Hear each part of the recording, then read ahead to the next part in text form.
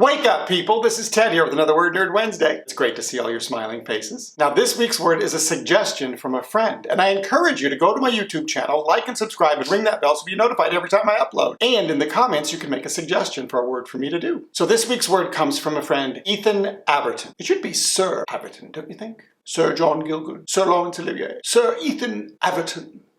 So Ethan would be closing in a play that never opened. He was cast in the lead role of Leonard Vole in Witness for the Prosecution, which was going to be playing, but the play never happened. They were in Tech Week right before opening, and the lockdown occurred.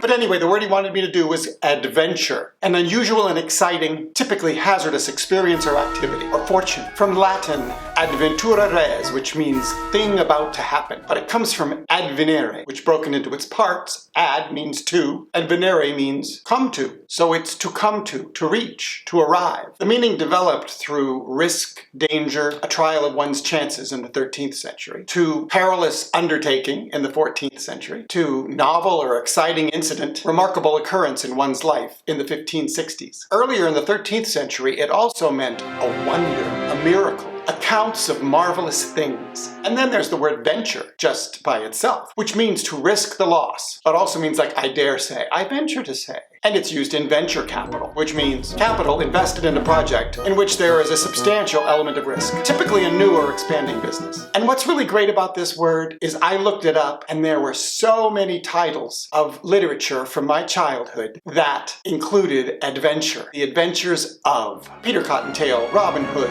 The Lone Ranger, Lassie, Ozzie and Harriet, Adventures in Babysitting. The list goes on and on and on and on. Well, there you go. That's the word for this week. Thanks, Ethan. And just remember, guys, it's never too late to redo, restart, rebuild, reboot, rekindle, rebirth your life. You can always turn it around and go in any direction you like. Let's create a renaissance on Earth. Oh, and one more thing.